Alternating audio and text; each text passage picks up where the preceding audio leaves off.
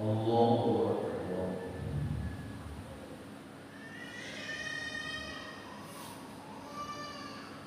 الله أكبر.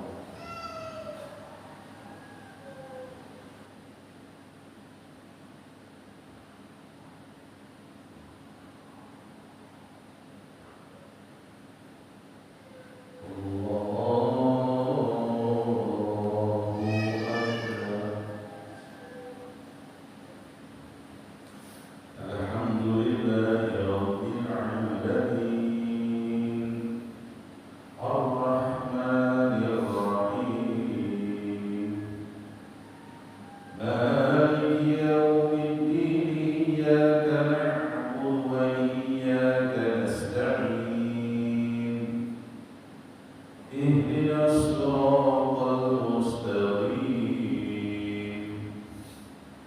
صراط الذين أنعمت عليهم غير المغضوب عليهم ولا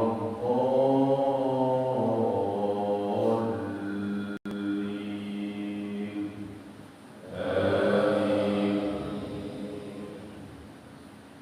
لله ما في السماوات وما في الأرض وإن تبدوا ما في أنفسكم أو تخفوه يحاسبكم به الله فيغفر لمن يشاء ويعذب من يشاء والله على كل شيء قدير آمن الرسول بما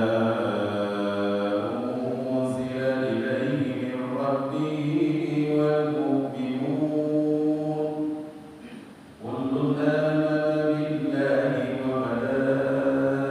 وملائكته وكتبه ورسله لا نفرق بين أحد من رسله وقالوا سمعنا وأطعنا غفرانك ربنا وإليك المصير لا يكلف الله نفسا إلا وسعها لها ما كسبت وعليها ما اكتسبت ربنا لا تؤاخذنا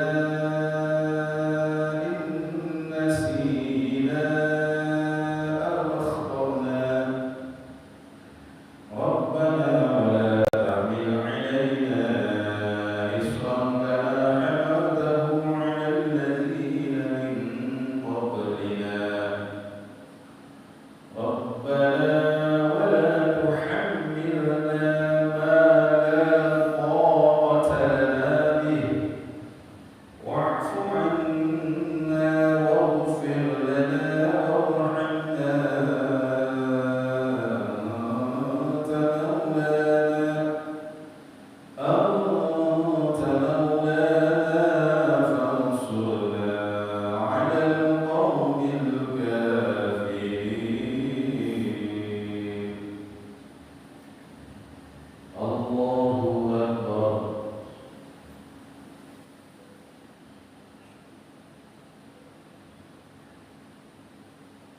سمع الله لمن حمده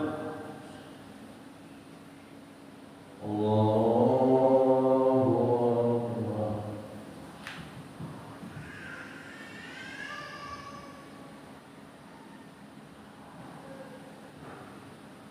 الله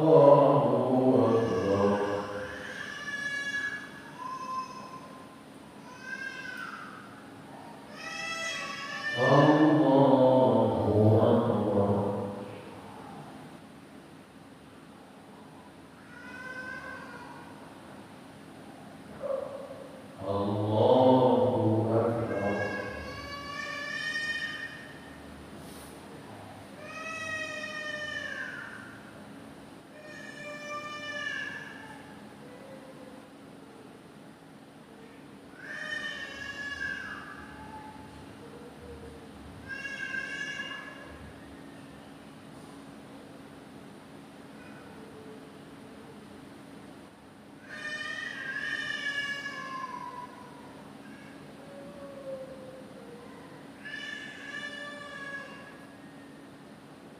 السلام عليكم ورحمة الله.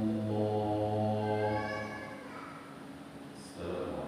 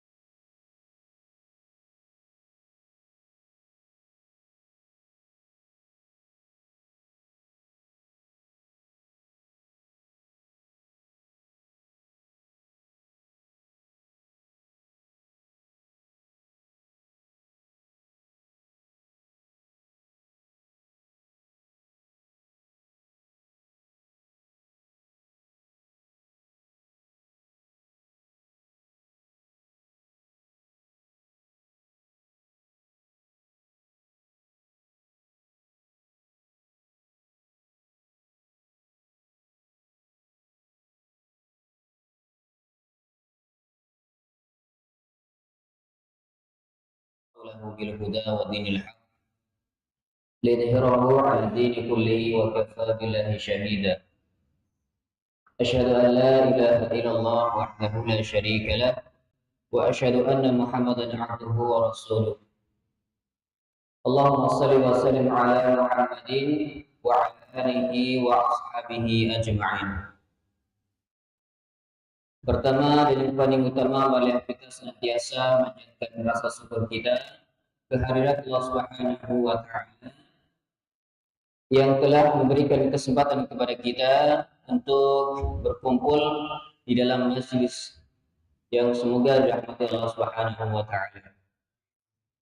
Kedua kalinya salawat dan salam semoga tetap tercurah limpahkan kepada usaha kita, baginda Nabi kita Nabi Muhammad sallallahu alaihi wasallam. Nabi yang telah mereformasi zaman dari zaman kebodohan moral menuju zaman yang terang ini dengan adanya dinul Islam. Jemaah yang dimuliakan Allah Subhanahu wa Ta'ala, saya selaku pembawa acara sedikit akan menyampaikan susunan acara. Yang pertama pembukaan, yang kedua kalam ilahi, yang ketiga yaitu tausiah, dan yang keempat penutup atau doa. Jemaah dimuliakan Allah Subhanahu wa Ta'ala, pada akhir-akhir bulan ini seharusnya kita semakin kuat beribadah, tidak menjadikan akhir-akhir bulan ini menjadi down ataupun tidak kuat dalam beribadah. Maka dari itu kita yang berada di dalam majelis ini bersyukur bahwasanya Allah Subhanahu wa Ta'ala memberikan kita kesempatan untuk mengangkat derajat kita sebagai makhluk yang mulia. Baik, untuk mempersingkat waktu, mari kita buka acara ini dengan membaca basmalah secara bersama-sama. Bismillahirrahmanirrahim. Semoga bacaan basmalah tadi bisa melancarkan acara dari awal hingga akhir, dan semoga ilmu yang kita dapatkan pada pagi hari ini bermanfaat bagi diri kita dan kita amalkan dalam kehidupan sehari-hari.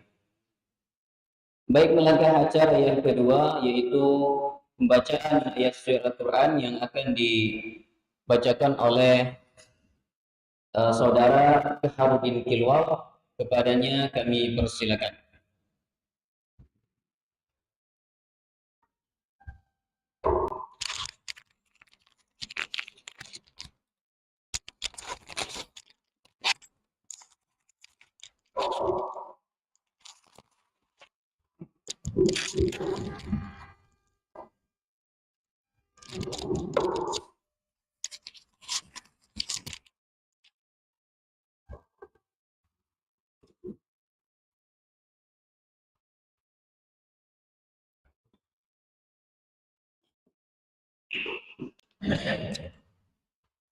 Bismillahirrahmanirrahim.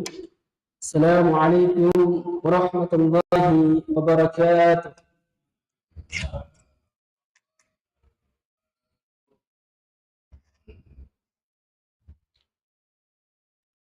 A'udzu billahi minasy syaithanir rajim. Bismillahirrahmanirrahim. Tabarakalladzi biyadihi al-mulku wa huwa ala kulli syai'in qadir.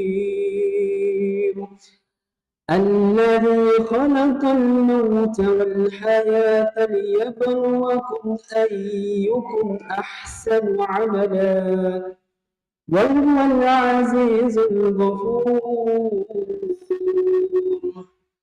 الذي خلق 7 سماوات طباقا ما ترى في خلق الرحمن من تفاوت فارجع البصر هل ترى من فطور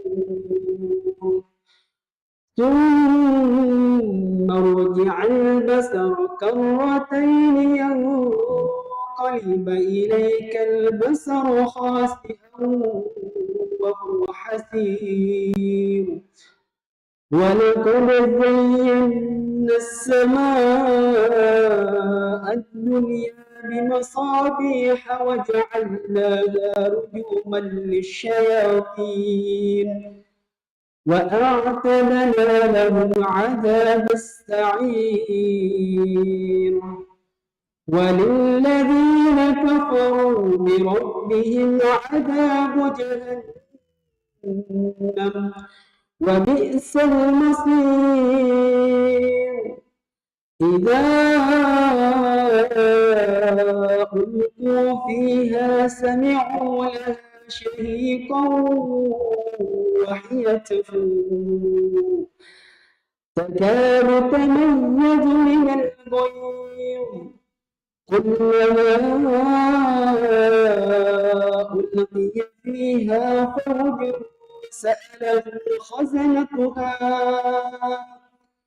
سألهم خزنتها ألم يأتكم نذير قالوا بلى قد جاءنا نذير فكذبنا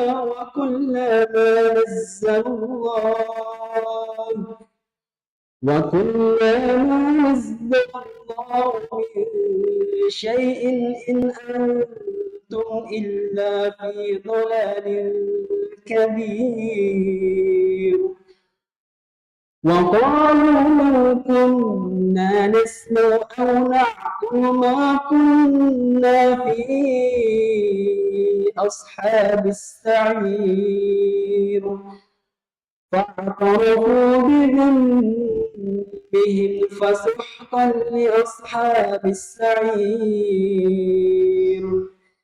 إن الذين يخشون ربهم بالغيب لهم مغفرة وأجر كبير صدق الله العظيم. السلام عليكم ورحمة الله وبركاته.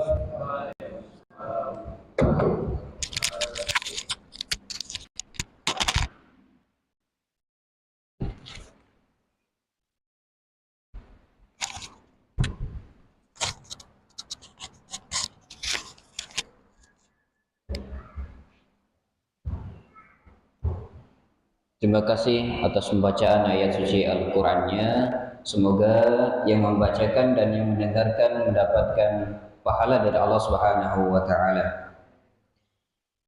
Baik, melangkah acara yang selanjutnya yaitu tausiah yang akan disampaikan oleh Al-Ustadz Rizwan Helmi. Kepada beliau kami persilakan.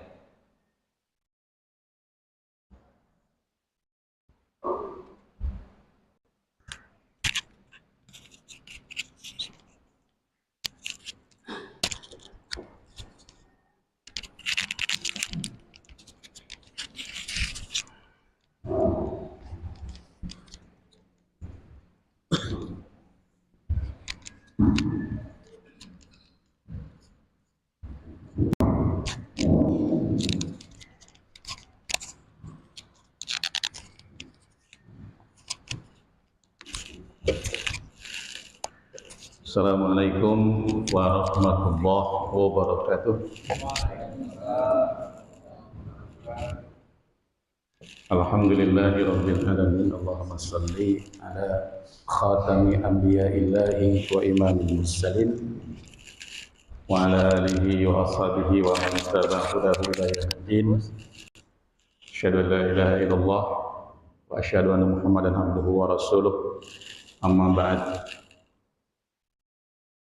Yang saya hormati pimpinan ranting Muhammadiyah Cilengsi Kota, hadirin hadirat jamaah Masjid Baitur Rahman Baitur Rahman ya? Baitur Rahim perguruan Muhammadiyah Cilengsi yang Allah muliakan. Tema kita pagi ini adalah pelajaran penting dalam sholawat. Muhammadiyah itu mengamalkan sholawat pertama di dalam sholat 5 waktu, yaitu di tasyahud awal dan tasyahud akhir. Di luar ubudiyah mahdoh, Muhammadiyah juga mengamalkan sholawat secara pribadi-pribadi, tidak secara ramai-ramai, artinya secara dilembagakan. Apa dasar perintah untuk mengamalkan sholawat? Itu terdapat dalam Al-Quran surah Al-Ahzab ayat 56. A'udzubillahi minasyaitonirrajim. Bismillahirrahmanirrahim. Innallaha wa malaikatahu yusalluna 'alan nabi. Ya ayyuhallazina amanu shallu 'alaihi wa sallimu taslima. Artinya sesungguhnya Allah dan malaikat-malaikatnya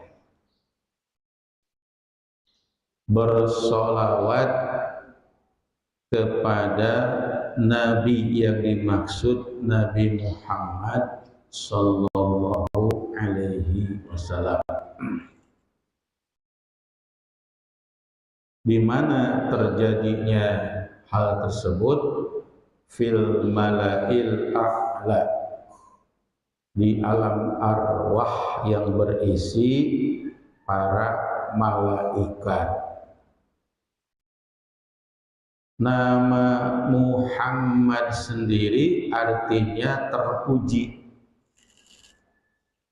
Ahmad sama artinya terpuji. Terpuji sifat-sifat akhlaknya yang mulia.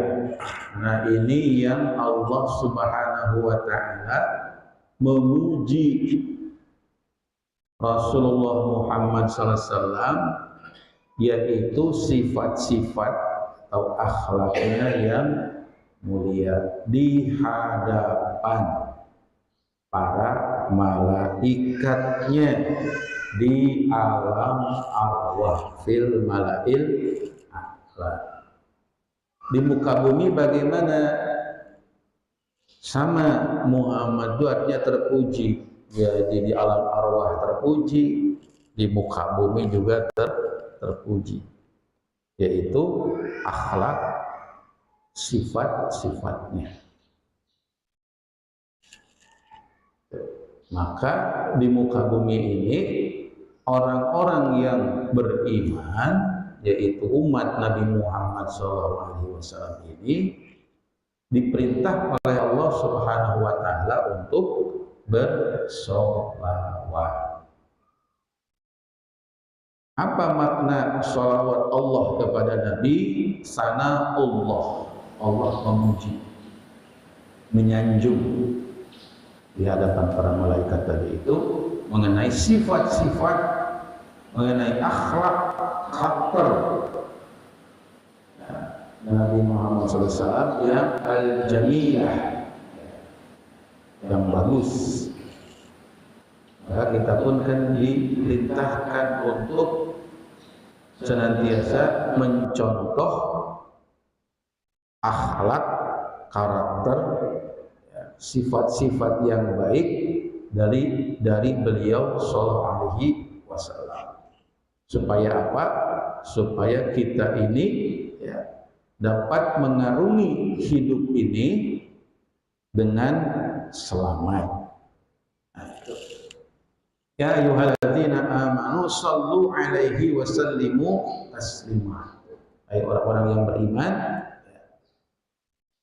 bersolawatlah kalian kepada Nabi Muhammad SAW, sallimu taslim, dan bersalamlah.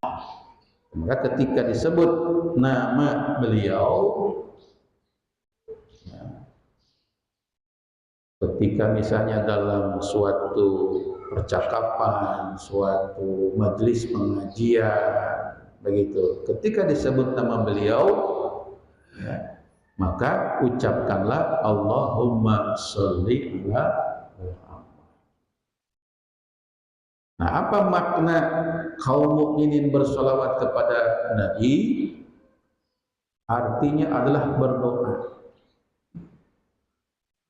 Berdoa kepada Allah, memohon kepadanya supaya ya, bersolawat kepada Nabi Muhammad Sallallahu Alaihi Wasallam. Sebutkan dalam sebuah hadis, man shalla alayya wahidatan sallallahu alaihi asyara. Barang siapa orang yang bersolawat kepadaku satu kali solawat, maka Allah akan membalas kepadanya 10 kali solawat. Maknanya apa? Ketika kita berdoa kepada Allah supaya Allah bersolawat kepada ya Nabi Muhammad SAW, maka Allah itu balik bersolawat kepada kita 10 kali. Artinya Allah memuji kepada kita 10 kali. Makna yang kedua dari salawat adalah rahmat. Maka Allah selain memuji Nabi Muhammad juga merahmati Nabi Muhammad. Maka ketika Allah bersolawat, membalas salawat kita 10 kali, maknanya adalah Allah ya merahmati kita 10 kali lipat. Ini persoalan akidah terkait dengan rukun iman yang keempat, yaitu beriman kepada nabi-nabi dan rasul Allah. Nah, sekarang kita masuk kepada apa saja pelajaran-pelajaran penting terkait dengan sholawat ini yang kadang-kadang kurang kita sadari. Pertama, jika kita perhatikan redaksi sholawat itu seperti ini. Allahumma salli ala Muhammad wa ali Muhammad kama sallaita ala Ibrahim wa ali Ibrahim. Ya Allah, sampaikanlah sholawat kepada Nabi Muhammad dan keluarga Muhammad sebagaimana engkau telah bersolawat kepada Nabi Ibrahim dan keluarga Ibrahim. Kita garis bawahi keluarga Nabi Muhammad, keluarga Nabi Ibrahim. Ini kadang-kadang kita tidak perhatian kepada hal tersebut. Apa arti alu Muhammad dan alu Ibrahim di sini? Alu artinya keluarga. Jadi sholawat itu tidak tertuju semata-mata kepada Nabi Muhammad SAW, tapi juga kepada keluarga beliau. Nah, pertanyaannya, siapa sajakah yang termasuk kepada keluarga Nabi Muhammad SAW? Ini penting buat kita. Satu, kata para ulama, ya, azwajuhu, istri-istri Nabi Muhammad SAW. Kita sebutkan namanya satu persatu. Pertama, Siti Khadijah radhiyallahu anha. Kedua, Saudah binti Zum'ah radhiyallahu anha. Ketiga, Aisyah binti Abi Bakar radhiyallahu anha. Keempat, Hafsah binti Umar bin Khattab radhiyallahu anha. Kelima, Zainab binti Khuzaimah. Keenam, Ummu Salamah radhiyallahu anha. Ketujuh, Zainab binti Jahsy radhiyallahu anha. Kedelapan, Juwairiyah bintil Harits radhiyallahu. Sembilan, Safiyah binti Huyai radhiyallahu. 10, Ummu Habibah radhiyallahu. 11, Maimunah bintil Harits radhiyallahu. Maknanya apa? Ketika kita mengucap Allahumma sholli ala Muhammad wa ali Muhammad, maka salawat itu juga tertuju kepada istri-istri beliau. Supaya kita paham. Yang kedua, wa dzurriyyatuh, keturunan-keturunan dari mana? Dari putra Siti Fatimah, yaitu Hasan dan Husain.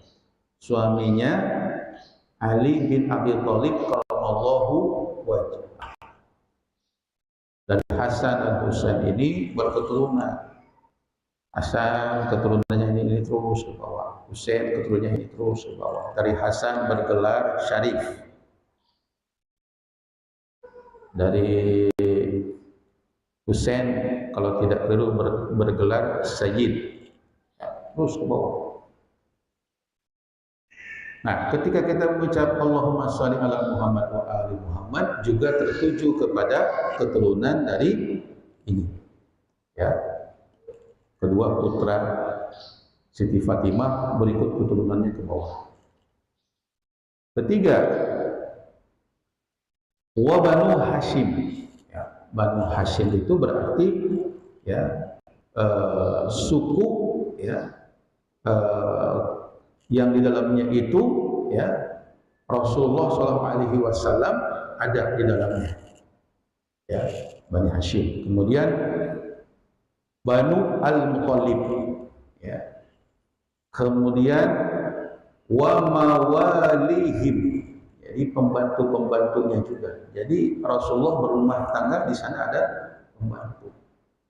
Nah itu ketika kita mengucapkan itu tertuju semuanya ke nama-nama tersebut. Khusus ya untuk ini, maka keluarga Nabi Muhammad SAW itu memiliki kehormatan abadi sampai kapanpun. Artinya apa? Tidak boleh dicela, ya, tidak boleh dikorek, ya, aib, ya, sebagaimana yang dilakukan oleh kelompok ya yang menamakan dirinya Syiah Rafidhah. Itu suka memaki-maki ya istri Nabi, ya. Itu haram hukumnya bagi umat Islam. Nah, berikutnya ya, Alu Ibrahim, keluarga Nabi Ibrahim alaihis. Siapa keluarga Nabi Ibrahim alaihissalam itu? Nah, kita juga perlu tahu, ya. Nah, disebutkan bahwasanya dalam dalam khasanah Islam bahwa Nabi Ibrahim itu memiliki gelar Abul Anbiya, bapaknya para Nabi Allah. Kenapa disebut bapaknya para Nabi Allah? Karena dari hasil pernikahan Nabi Ibrahim dengan istri-istrinya itu lahir para nabi dan rasul Allah. Beliau menikah dengan Siti Sarah, lahir Nabi Ishak alaihissalam. Ya. Nabi Ishak melahirkan keturunan Nabi juga bernama Nabi Yakub. Nabi Yakub ini disebut dengan Israel. Ya, jadi nama lain dari Yakub itu adalah Israel. Ya, beliau berputra 12. Salah satunya bernama Yahuda.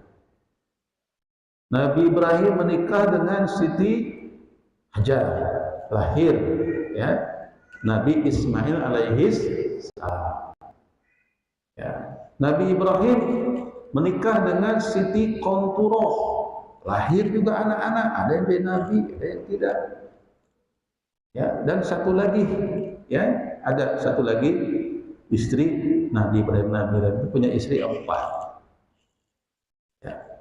Nah, kita sebutkan secara lengkap siapa saja yang termasuk pada keluarga Nabi Ibrahim. Satu, ya, ibnuhu Ismail alaihissalam, putranya yaitu Ismail. Kedua, ibnuhu Ishak, putranya yang bernama Ishak alaihissalam. Ketiga, hafiduhu, cucunya Yakub alaihissalam. Kemudian ibnu akhi Lut, anak saudara laki-lakinya, yaitu Nabi Lut alaihissalam. Kemudian al-asbat itu artinya keturunan-keturunan bercabang-cabang terus. Tapi yang beriman saja yang mendapat sholawat ini. Kalau tidak beriman, kafir tidak mendapat. Artinya tidak mendapat pujian Allah, tidak mendapat rahmat Allah. Kemudian Nabi Yusuf alaihissalam, kemudian Nabi Musa alaihissalam, kemudian Nabi Harun alaihissalam, kemudian Nabi Daud alaihissalam, kemudian Nabi Sulaiman alaihissalam, Nabi Ayub alaihissalam, Nabi Ilyasa alaihissalam, Yunus alaihissalam, Zakaria alaihissalam, kemudian Nabi Yahya alaihissalam, kemudian Imran ini bukan nabi, bukan rasul, tapi beliau ini keturunan dari Nabi Ibrahim alaihissalam yang beriman, maka disebut dalam Al-Quran keluarga Imran. Ya. Kenapa tidak disebut Nabi dan Rasul? Karena tidak menerima wahyu, tapi dapat sholawat karena beriman. Kemudian Siti Maryam bukan Nabi, bukan Rasul, tapi mendapat karomah dari Allah, yaitu selalu mendapatkan hidangan di ruang pribadinya. Ya, langsung dari atas langit tiba-tiba ada saja. Ya. Kemudian Nabi Isa alaihi salam, kemudian Nabi Ilyas alaihissalam, dan terakhir Nabi Muhammad sallallahu alaihi wasallam. Artinya apa? Artinya ini genealogi nasab para nabi dan rasul Allah. Jadi ketika kita mengucapkan Allahumma sholli ala Muhammad wa ali Muhammad kama shallaita ala Ibrahim wa ali Ibrahim, sekaligus kita itu diajarkan untuk mempelajari nasab atau genealogi para nabi dan rasul Allah. Dahsyat ajaran Islam ini, canggih. Cukup dengan mengucapkan salawat kita diajari sejarah, kita diajari genealogi, kita diajari untuk senantiasa terhubung dengan para nabi dan rasul Allah itu. Apa tujuan akhirnya? Supaya kita tetap ya terkait, terhubung, cinta kepada Nabi Rasul Allah tersebut dan memelihara kemuliaan kehormatannya. Ya, kan sering ya ada pelecehan-pelecehan ya. Nama Muhammad dijadikan bahan candaan seorang komedian ya. Sekarang dituntut di pengadilan.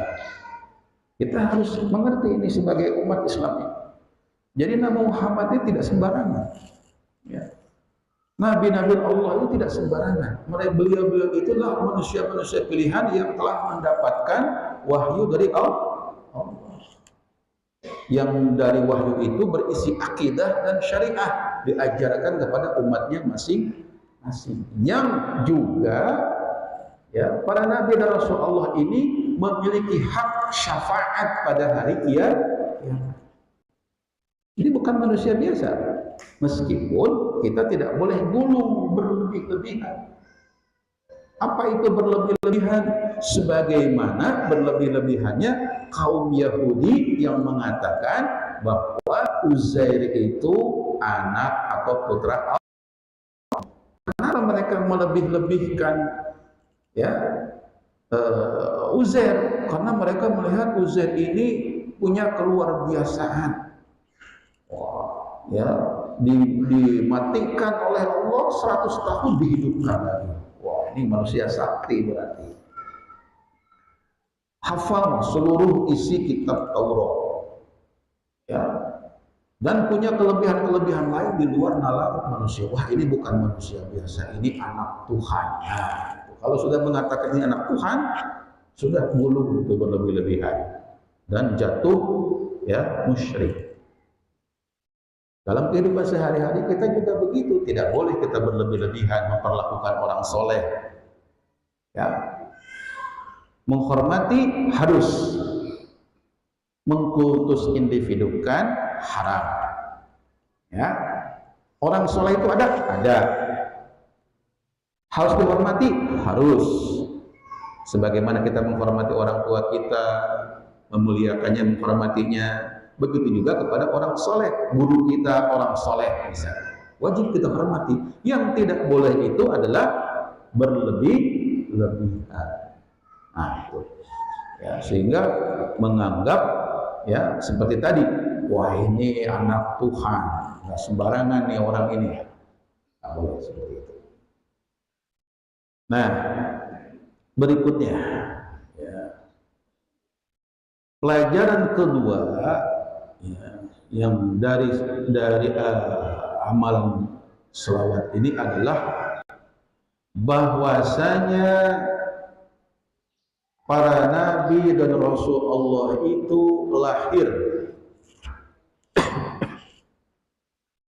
bermukim dan beraktivitas dakwah di bumi Allah yang dikenal dengan bumi Syam.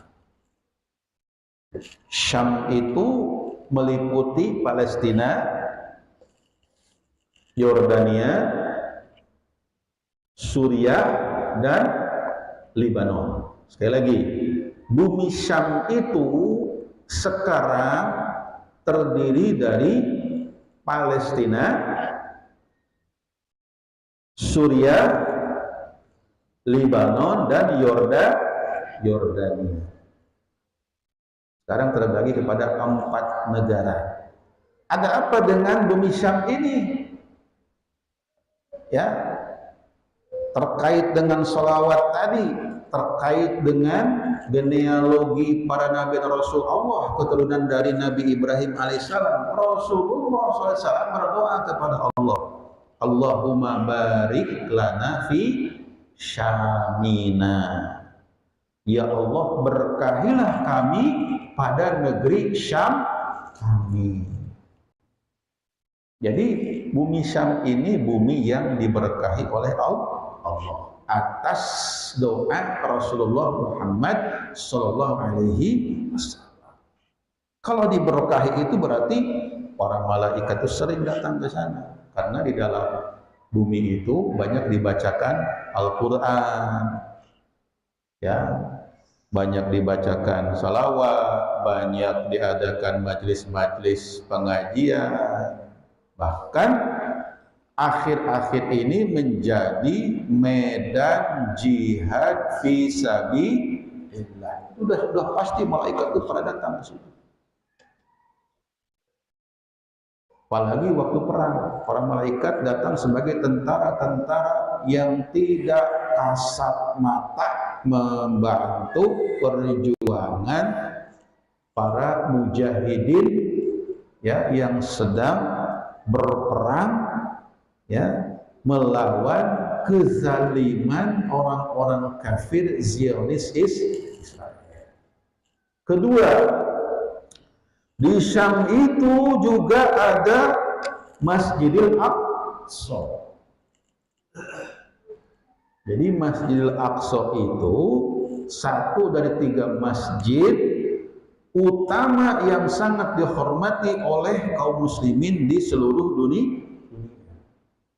Jadi kalau kita misalnya hanya mengenal Masjidil Haram, Masjid Nabawi, nah ada satu lagi yang tidak boleh dipisahkan, yaitu Masjidil Aqsa. La tusyaddur rihal illa ila salasati masajid. Janganlah kalian menyengaja bersusah payah melakukan suatu perjalanan kecuali kepada 3 masjid.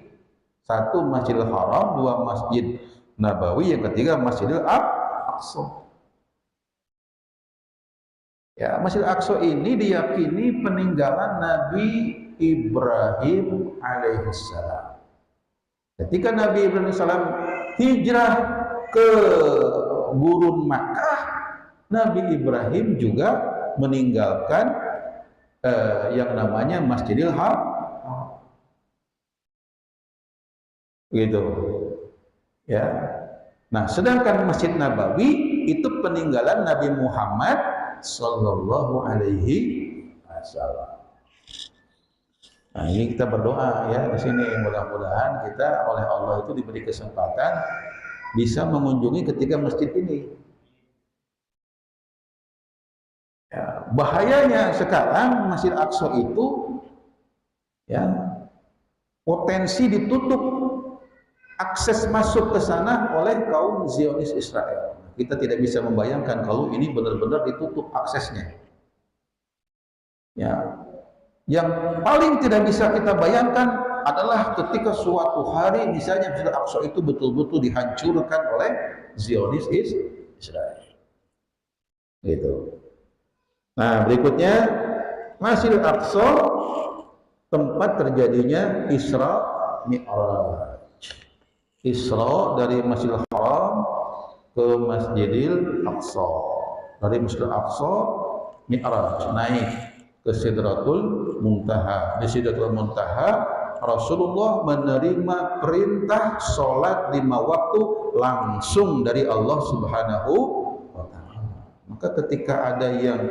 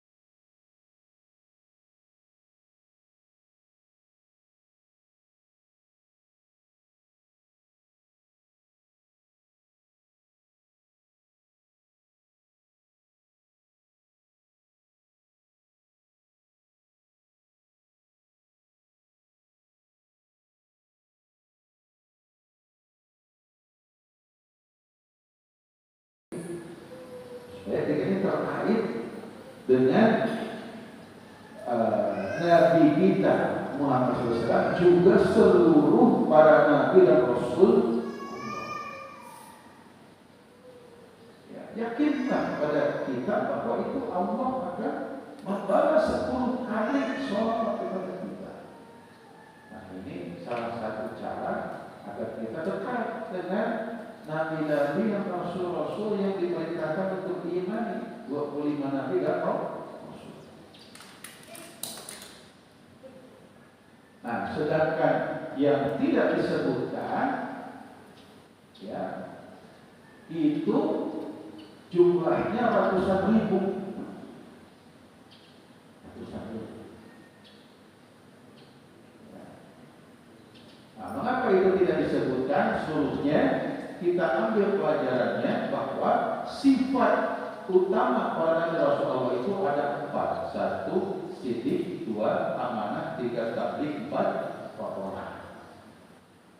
Sidik amat jujur, ya, tidak pernah berbohong. 2 amanah, ya, beban, ya, tanggung jawab, ya. Amanah yang dipikulkan tidak dikhianati, tapi dilaksanakan, ya, dengan sebaik-baiknya. 3 tabligh, ya, menyampaikan secara terbuka seluruh ajaran yang dibawanya, yang diterimanya dari Allah Subhanahu wa taala. Fatonah, cerdas, melebihi kecerdasan manusia umumnya, karena memang diberi wahyu, diberitahu, ya, perkara-perkara, ya, baik yang lalu maupun yang akan datang, begitu. Nah, ini kita bisa menjadikannya sebagai golongan, termasuk dalam hal mencari pemimpin. Pemimpin itu harus yang kelihatan, ya, kejujurannya, ya, kelihatan amanahnya,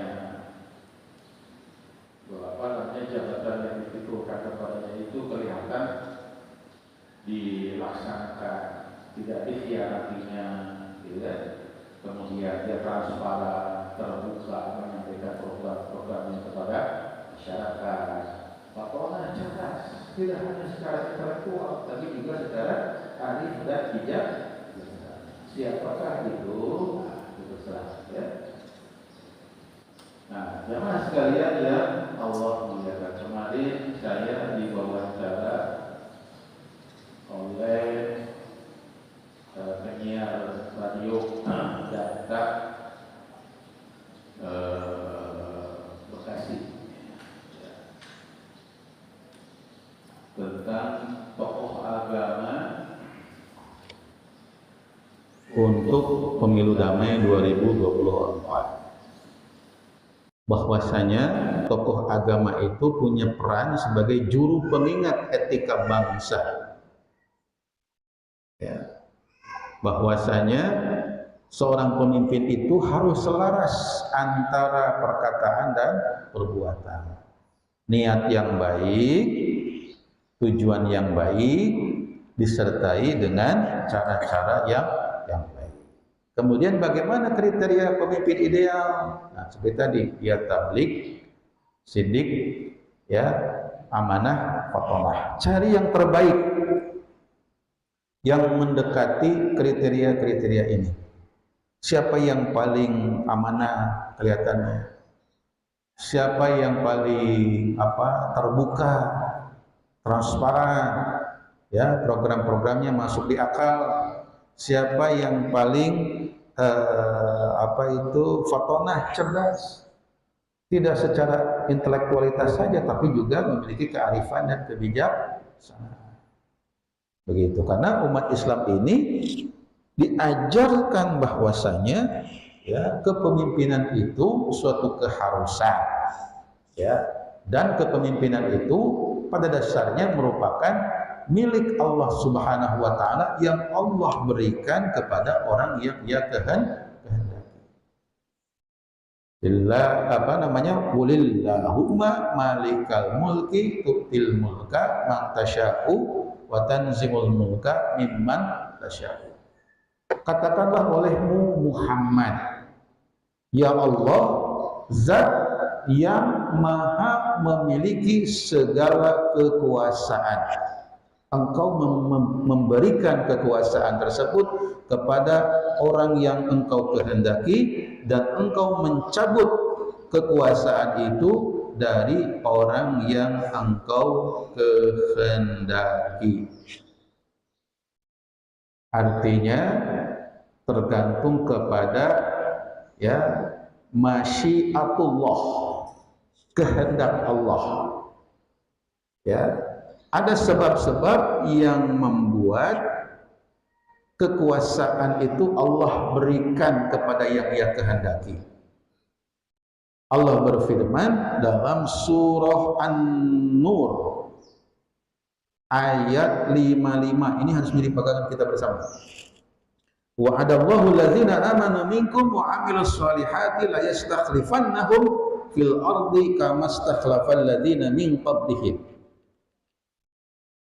Allah telah berjanji kepada orang-orang yang beriman dan orang-orang yang beramal saleh bahwasanya pasti Ia akan menjadikan mereka para penguasa di muka bumi sebagaimana ya telah Ia jadikan para penguasa dan orang-orang sebelumnya. Satu, beriman kepada Allah, yang kedua beramal saleh. Itu syarat utama untuk mendapatkan kekuasaan di muka bumi. Ini harus dicatat oleh kita bersama ya. Orang beriman mempercayai wujudnya 6 perkara yang gaib. Allah gaib, malaikat gaib, wahyu gaib, nabi dan rasul gaib, hari kiamat gaib, qadar gaib. Kita yakin wujudnya ada semua ya. Kemudian kita beramal melaksanakan perintah-perintah Allah, menjauhi larangannya atas dasar keimanan tadi. Itulah yang dijanjikan oleh Allah akan mendapatkan kekuasaan di muka baik individual maupun secara kolektif kolegial sebagaimana Muhammadiyah. Ini kepemimpinannya kolektif kolegial. Ya, tidak dalam satu orang kekuasaan tapi dalam beberapa orang. Coba perhatikan. Ya, sebetulnya Muhammadiyah sendiri sampai detik ini sejak 1912 ya, kalau kita perhatikan ayat tadi, sesungguhnya Muhammadiyah itu sedang diberikan kekuasaan oleh Allah. Ya, kekuasaan untuk mengurus urusan-urusan umat Islam. Dari segi kesehatan, dari segi kesejahteraan, ya, dari segi pendidikan. Sekarang katanya akan merambah kepada ekonomi. Ya, itu sebetulnya kekuasaan yang Allah berikan kepada hamba-hambanya yang beriman dan beramal saleh. Demikian ya yang dapat disampaikan pengajian pada pagi hari ini, mudah-mudahan bermanfaat untuk kita semuanya. Nasrun minallah wa fathun qarib wa basyiril mu'minin. Hasbunallahu wa ni'mal wakil, ni'mal maula wa ni'mal nasir.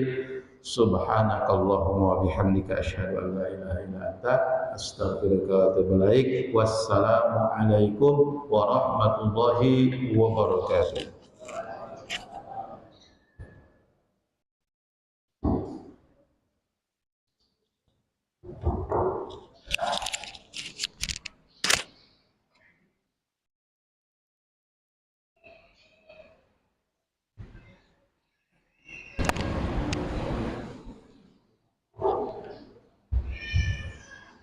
Terima kasih atas tausiahnya yang disampaikan oleh Ustadz Rizwan Hilmi. Semoga apa yang disampaikan oleh beliau bermanfaat bagi kita dan kita amalkan dalam kehidupan sehari-hari. Baik, melangkah acara yang selanjutnya yaitu penutup. Mari kita tutup acara ini dengan membaca hamdalah secara bersama-sama. Alhamdulillah.